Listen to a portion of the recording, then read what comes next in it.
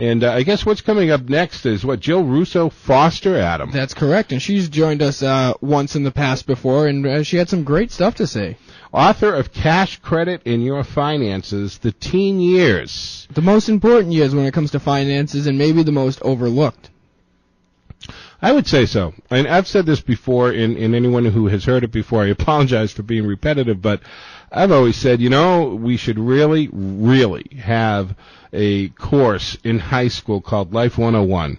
And it should be that to which what we teach our adolescents, we teach our students that are ready to go out into the world, all of those basic things that most of us spent a few years knocking around and learning the hard way in a lot of cases. Life 101? Life 101. So does everybody get a good dope smack when they walk in the door on day one and say, welcome to Life 101? It probably won't be the last. It would. I got to tell you, it would be almost about that.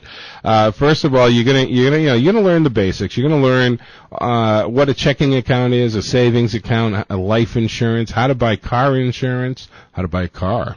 Even more important than the insurance, maybe. Buy the car. It's going to learn, I think that by the time you're 18, and here's a good idea, we've talked about this, I've talked about this with many of the financial planners I've spoke to on Money Matters Morning Edition and various other day parts, and that is great gift for an 18-year-old person or a student going off to college is the basic financial planning tools, a will, a health proxy, a power of attorney. Remember, you turn 18. Mom and Dad cannot make decisions for you anymore. You are an adult legally. And if something, God forbid, should happen, your parents can't make a medical decision for you legally without a healthcare proxy in place. And that's scary. Could you imagine having your student or you being the student out in California and Mom and Dad are here home in Boston and you're laying in the infirmary at the school and nobody can make a sound decision for yourself? And you're sitting there mumbling what the doctor is going to do to you. And absolutely. You end up with a lobotomy, and you're not getting that degree, I don't think. Lobotomy. Okay, Adam. Tough breaks, man. Hey, that's Life 101, right, Joe? That is Life 101. 13 and a half minutes after the hour here, 54 degrees outside of our Needham studios. I'm Joe Mangiacotti. This is afternoon edition of Money Matters, of course. We're going to take a break, come back on the other side. We're going to be joined shortly by Jill Russo Foster, author of Cash Credit in Your Finances, the Teen Years. Sounds like it'll be a good discussion because I have a few questions to ask. And you're so right. Those are so important. So, I had my first checking account when I was about 13.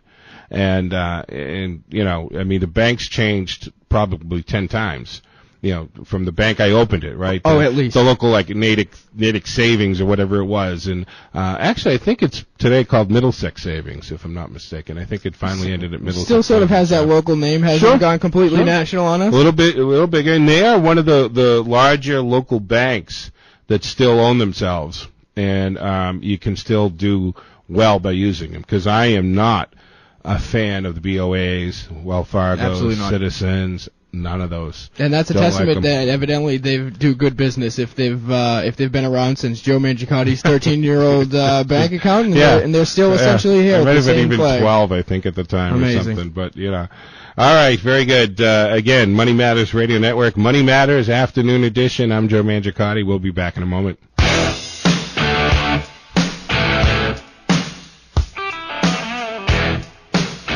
All right, welcome back. 18 minutes after the hour. Do you know where your money is? Well, we help you keep an eye on your money here on the Money Matters Radio Network. Joe Mangiacotti, Money Matters Afternoon Edition. All right, we're going to welcome into the studio a contributor here to Money Matters Radio, Jill Russo Foster. And Jill is the author of a fantastic book called she's the author of Cash Credit in Your Finances, the Teen Years.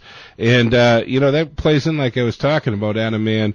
I really think that we should have that Life 101 class. So let me bring Jill in. Jill, good afternoon and welcome to Money Matters here, Money Matters Afternoon Edition on the Money Matters Radio Network. Good afternoon, Joe. I'm so glad you could join us. Thank you for taking time out. Not a problem. Thanks for having me back. I love the name of the book because I got to tell you, I was saying to Adam, and I've said many times here on Money Matters Radio that I think that we should really have a mandated class in high school called Life 101. And a big portion of that class would be addressing the money literacy of our teenagers, teaching them how to open a checking account, a banking account, how the credit card game works. I'm thinking your book might be a good start for that kind of curriculum. I'd agree. It is something that is definitely needed out there. Yeah. Yeah, what came you now? Now, you started your professional career as a bank teller, right? Yes. All right. Now, what area? Where were you? What state did you grow up in? I was in Connecticut. Oh, Connecticut. Not too far from Massachusetts. No, absolutely not. Our affiliate WESO abuts Connecticut, a matter of fact, in Southbridge. So you were a bank teller. Was it an affluent area? Yeah, I was in Lower Fairfield County. Aha. Aha. We got a lot of cobblestone driveways there. Mm-hmm. Yeah. Yeah. Very good. So, as a bank teller in an affluent Connecticut suburb, that must have been interesting. What were some of the things you noticed going on there? Well, I was, a young kid in my early 20s, obviously, and I had a lot of prestigious, even famous clients using the bank. Obviously, that was a while ago, so no internet banking. They were still coming in, and they had the great cars, the clothing I wanted, everything I thought I wanted, yet they were on the overdraft list most days. Oh, the overdraft list. Yeah. Is that a secret list at the bank? Or is it just a list saying, hey, you're overdrafted, or they're likely to overdraft? No, that's actually overdrawn, a negative balance on any account by name and account number. And it was like, the red flag list. Mm-hmm. You need to talk to these people when they come in because they need to make a deposit, to put the account back positive. Yeah. Like, did they say, wait to see if they're coming in with an envelope of cash first to put into the bank, and then, if not, you need to have a conversation. And usually at that point, I was just the teller, so you were bringing over one of the officers. But... That's embarrassing, isn't it, right? When you go to a teller at a bank and they go, just a moment, and they run off to get the manager, you're like, oh, no, what could be going on? At least we didn't trip the alarms to make them a criminal. We got to lock the doors until we take care of this. Yeah. So this is, you here you are a teller, and you're watching people who are putting up a pretty good front. Absolutely, and I didn't know better because I didn't have the financial education in middle school, high school. Mm-hmm. I mean, I knew how to use a checkbook, but I was like, well, how come all these people are overspending? Maybe that's the way it works. And I personally ended up getting myself into a ton of debt because... Jill, were you ever on the overdraft list? I wasn't on the overdraft list, but I maxed out 27 credit cards. Whoa, 27 credit cards, Jill. Well, that's a lot of lines of credit. Now, you later became a mortgage broker. Absolutely. Now let's reverse that and fast forward. If you had someone walk in applying for a mortgage, you pull their credit, and you see 27 revolving credit lines, what are you going to say? What are you thinking? Today's market or back then? Back then first. Well, back then when I, did lending for the bank, you used to actually factor in a percentage of the amount that was available to charge. So in easy numbers, if they had a $1,000 line, you would figure in a 5% payment, even if they didn't know anything. Mm-hmm. And then when I got into the mortgage business, after many years of working 2 and 3 jobs and changing my lifestyle to pay my own debt off, mortgages changed, as you know, even in the late 1990s into the early 2000s. You pretty much just had to have a name, a social security number. A pulse. And you got a mortgage. Yeah. The ninja loans, we call them. No income, no job. There were the no documents too, so pretty much all you had to do was, be a body. Yeah, absolutely. So many problems with that. I mean, we've seen the pendulum swing and that stuff go away. And you can't get, I mean, they're really doing away with the stated income. It's just about gone. So it should be. Yeah, as it should be. So you had 27 credit cards, and you're thinking because of your experience in the bank, you were thinking this is how it works. You leverage yourself with all this credit, but you look good doing it? Yeah. Yeah. That's what I believed is in my early 20s. Sure. So at least you look good, Jill, rather, right? Yeah, right? You had the clothes you wanted and the jewelry, and you had to work 3 jobs, though, to keep the credit cards afloat. Right, and I did quite a bit of traveling. That's when banks weren't open 7 days a week, and 3 o'clock was the end of the banking day. Yeah. Yeah, for real. Yeah. Yeah. Yeah. No, not today, man. You can do your banking in your bathrobe at 2 a.m. Absolutely. Pay your bills. Absolutely. So, how old were you when you started to realize, hey, there's 27 credit cards. That's not right. Oh, I was 27, 28 years old. Okay. I did it for a good 4 to 5 years. Yeah. So did you have these all maxed out? Pretty much. Okay. Close to it. So what kind of debt were you carrying, say, towards your late 20s? I was carrying close to $60,000. Yikes. Okay. That's a lot of debt for that, without owning a house or, I mean, yeah. So what snapped for you? Something had to, come along and be the tipping point for you to say, I gotta stop this. I can put this in control. Well, it was the realization that I was working and my paycheck was going to pay every credit card, and I'm like, well, this just can't be. I can't do this for another 30 years. I can't be doing that. There's no fun. I mean, I've got... You had it already. I understand, but I didn't want to... Just because I had a great 5 years of fun, I didn't want to pay for it for 30. Yep, absolutely. And that's what it would have taken, minimum payments at least. Oh, easily. Yeah. But, back in those days and still today, I was in the financial field. I couldn't let my credit get bad. I would lose my job. Right. So I couldn't file bankruptcy or something because then I'd be unemployed, and unemployed meant out on the street. Yeah, absolutely. Now, how did you tackle this? I mean, obviously you had to cut way back. Way back. Yeah. And as I said, banking was till 3. I ended up getting a job evenings where I worked 4 to 9. I went back into retail, worked at the mall, 4 nights a week, and then during part of that, I even got a part-time job on the weekends. So at some point, I was working 3 jobs. Mm-hmm. And so obviously these jobs were just to tackle the debt service. Absolutely. Yeah. Plus, it didn't leave you a lot of time for fun now. No, so you were double-edged sword, right? You couldn't really get out and spend too much more money, and if you had the time, you were probably tired. I mean, I certainly wasn't traveling as much, but it was a great learning experience. It taught me to live under my means. Yeah. So for every dollar you bring in, you can't spend $1.05. Right. Well, actually, for every dollar you bring in, you can't even spend $1. No, you have to learn to be, in a perfect world, I want to be at 85 cents. Yeah. And you need to pay yourself. And these are a lot of principles that we're going to get into. We're going to take a break in a minute, and we're going to back. And what I want to talk to when we come back, Jill, is what's in the book and what are the first lessons that we want to teach our teenagers when it comes to finances. Okay. All right. So we're going to do that. I'm Joe Mangiacotti. This is Money Matters Afternoon Edition. I want to remind you that you can listen, watch, and hopefully learn at moneymattersboston.com. Check it out. You can watch into the studio, our palatial studios here, palatial, but not overly ostentatious, Adam, high atop the Armstrong Towers here at the Money Matters Media Complex. You can also listen to me each weekday morning on the Money Matters Morning Edition on affiliate WESO AM 970, and of course you can listen live there at WESO970.com. So you can do that as well. And don't forget to watch Bill Murphy and I on Charter TV 3, Compass Toward Success.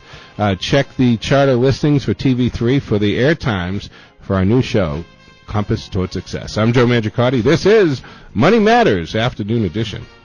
For this portion of Money Matters Afternoon Edition, Jill Russo Foster is joining us via telephone, and Jill is the author of a great book called Cash Credit in Your Finances, The Teen Years.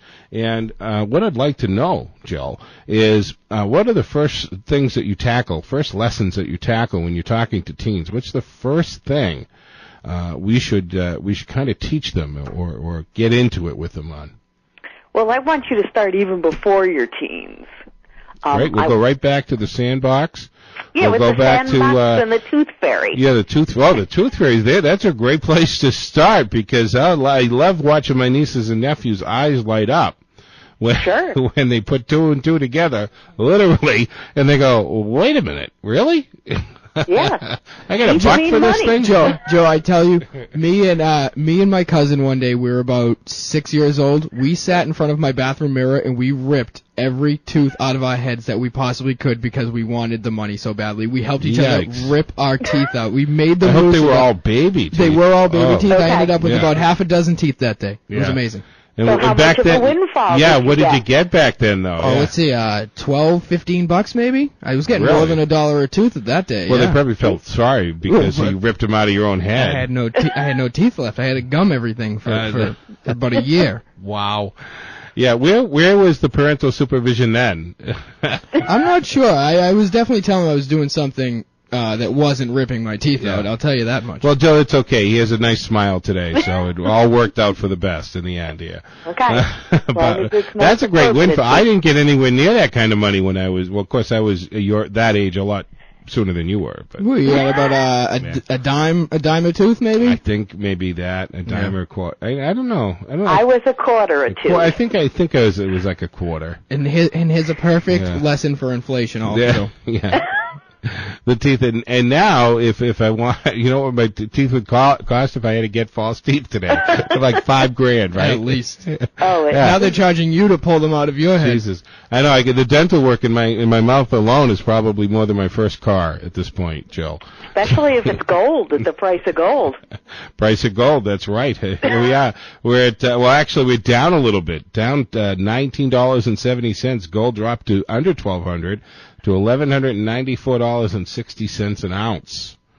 So I'm not sure at any price I want somebody ripping out my crowns. That's true too, yeah. But the old folks that had the gold, when they go to the dentist and it gets replaced with the new composite that they use, they want the gold that they take out. They're like, "Hey doc, I'll be leaving with that gold that you took out. Thank you." Yeah. So let's go. You go all the way back to even the Tooth Fairy days. So it is never too early to start teaching commerce to the kids.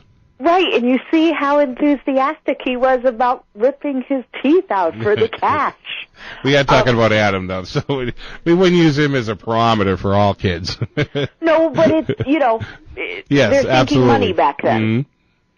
What I suggest, and I'm going to use $1 because it's a little easier to do, is to break the dollar into 4 quarters and teach the child that they get a quarter for fun. They can do whatever they want, rip their teeth out for it. A quarter to go into savings and long-term savings for, that little kid, maybe to save for an iPod, or something they want. We're not talking, first home. A trip to the mall that weekend is a long-term plan for a kid, Right. It could be a trip to the movies, saving that way. A quarter, teaching them to give back, to decide on a charity or a religious organization or to help out someone in need so that, I want them to learn that, they can't be selfish and that, they need to help others and they can donate some of their money. And then the last quarter to start teaching them about taxes. Because when I'm in the school system, the 15 and 16-year-olds don't realize that they aren't going to get every dollar they earn from that first paying job at 16. Absolutely. And there are two things I think that happens there is they don't realize that Uncle Sam takes a big chunk. And then I noticed as my nieces and nephews and son got older and they realized that this happens, they kind of surrender to it. And then whenever they got a job, they'd be interested, well, what's the take home? And I always said, what would be great, Jill, is if we gave them the full paycheck. And as soon as we gave it to them, they had to turn around and write back a check to Uncle Sam to see what they're paying in taxes. Guess what would happen to our politicians if we drew attention to how much money that we're giving to Uncle Sam, right? Wouldn't that be a lesson? How would you like to get your paycheck every week, right? And turn around and write your check for 30-40% back to the government every week. You'd pay attention to the next election, wouldn't you? Mm-hmm. And what about the 16-year-old who might sign a 1099 that summer, and then tax day comes and you don't have that 25% that you were supposed to hang on to all throughout the year. You don't have that anymore. That's even scarier. Well, quite often on taxes, really, Jill, I mean, it's a forced savings plan for most people. It really is. I mean, you're giving the government a interest-free loan. Absolutely. But when I was in a high school last week talking here in Connecticut, and I was talking to seniors getting ready to go to college, and we were talking about the FAFSA forms, having them, who filled it out, who's set with their college choices and their money.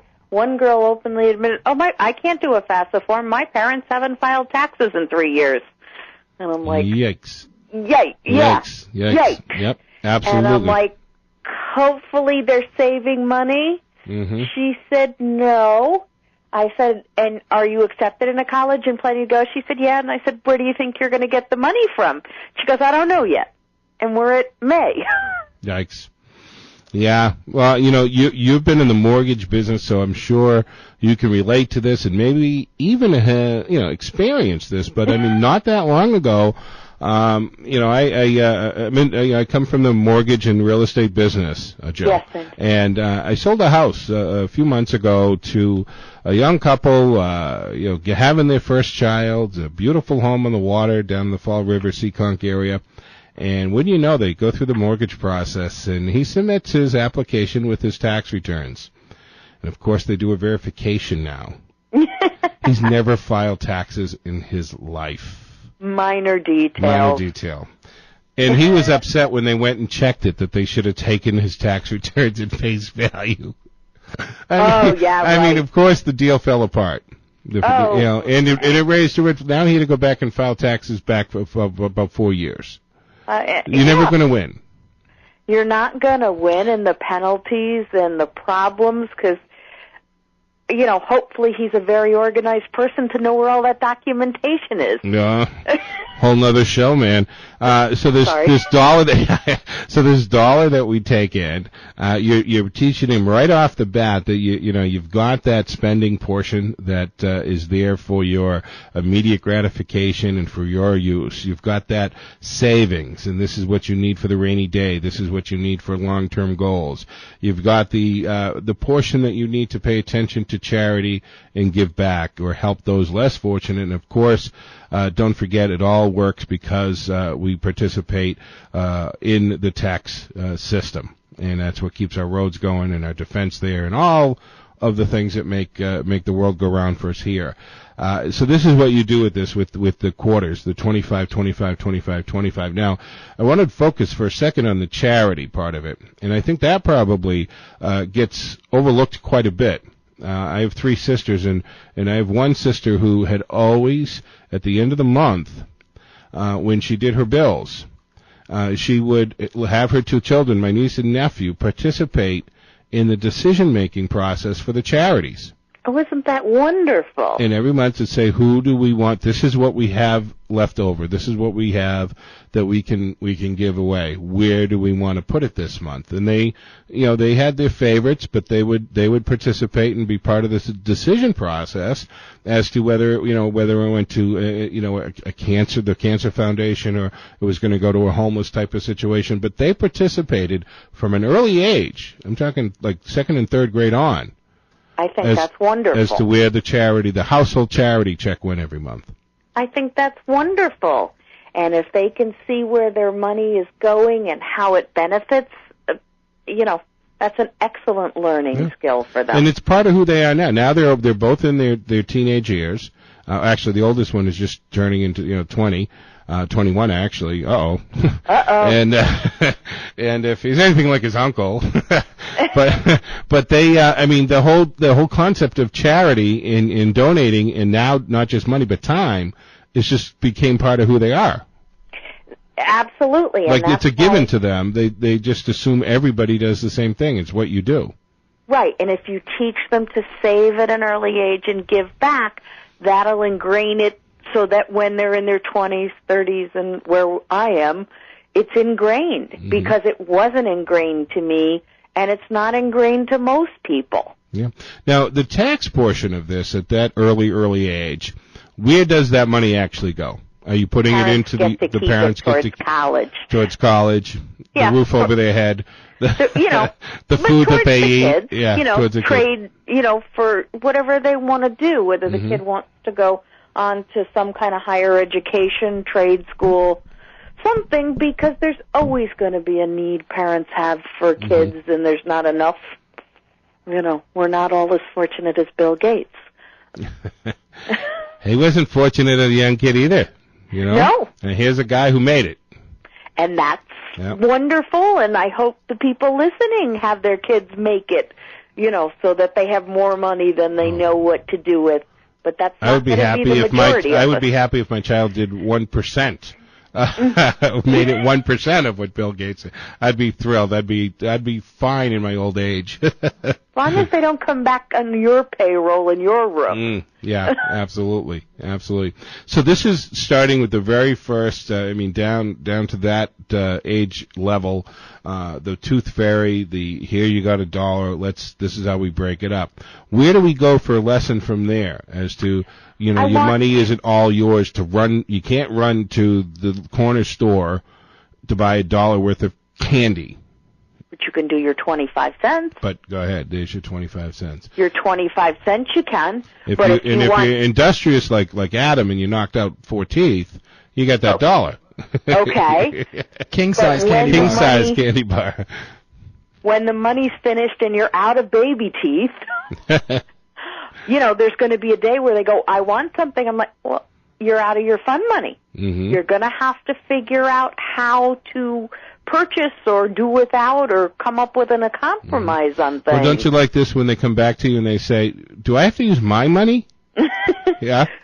Well, you don't if you don't want it. Yeah, no, you don't. You don't have to get it either, Right. Yeah, so there you go. I want to remind you that if you'd like to join the conversation or would like to have some input into our conversation, you're welcome to do so. 888-205-2263. It is toll free, so feel free. 888-205-2263. We're speaking with Jill Russo Foster, the author of Cash, Credit, and Your Finances, The Teen Years. I'm Joe Mangiacotti, and this is Money Matters Afternoon Edition. Now, we're going to go to the phone, Jill, and we're going to ask Mary from Southbridge, what she thinks of all this. Mary, welcome to Money Matters Afternoon Edition. Hi, Mary. I'm Joe and Jill. Good afternoon. Are you listening to this teen years thing? Yes, I am, because I had 2 teenagers once. I'm going to have to ask, what age bracket are they in today? Well, I hate to say they're in their 50s. Now what were they getting for a tooth back in their day? I do have an anecdote about that. Okay. My husband was principal of an elementary school, and I was an elementary teacher, and I married the principal. But beyond that, one day... Job security, I guess. One day he was at a local establishment, and this big burly man came up to him and said, "Are you Mr. Paracchio?" And he said, "Yes, I am." And he says, "Well, I'd like to tell you something. You took away a special privilege that I should have had." And my husband said, "What do you mean by that, sir?" He says, "You pulled out my first grade daughter's first tooth." He said, and I was looking forward to doing it. Oh, she was in school when it got loose? Yeah. So Jim said, well, she came in the office and it was hanging by a thread, and I didn't want her to swallow it. So I put a Kleenex there and I gave it to her to take home. He said, didn't the tooth fairy come? And the man says, yes, the tooth fairy came. So give me $1. Away my privilege. If you pulled it out, you're paying. Right.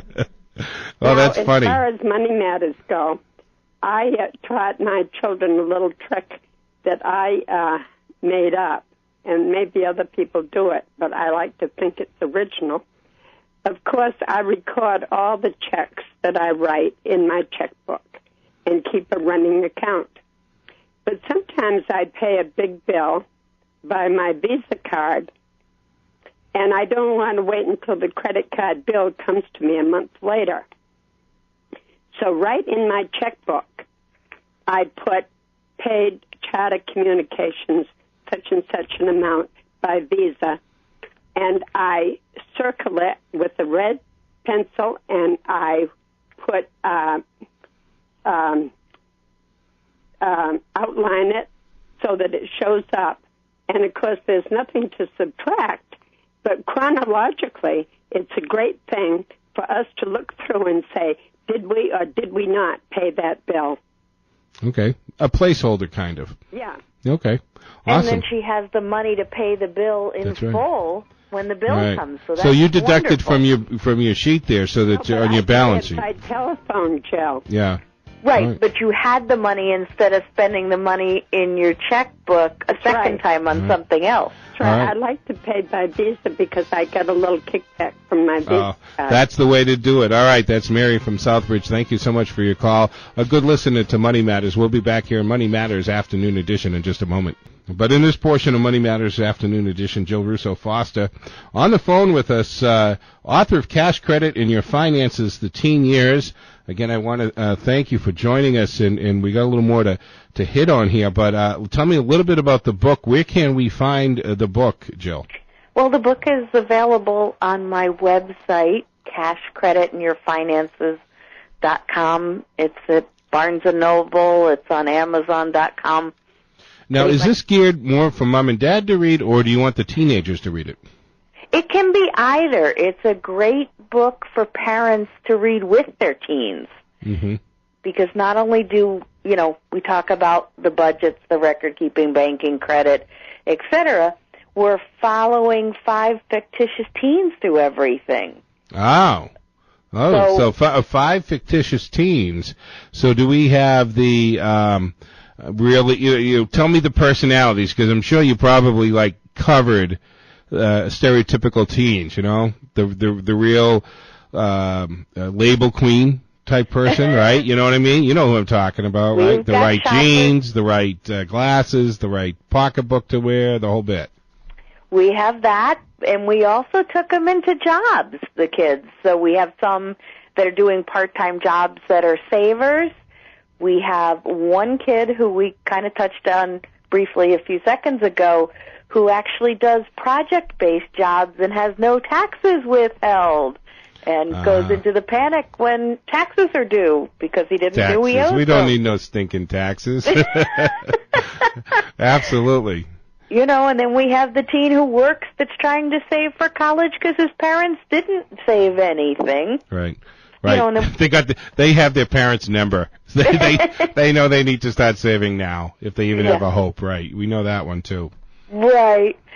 We have the young girl who's the babysitter who's trying to figure out life and shopping, etc. Mm-hmm. And then we have the spender who can't make it from paycheck to paycheck without borrowing and never has money to pay back Mom, to the friends. friends. $20 I'll pay when I get paid. Mom, can I?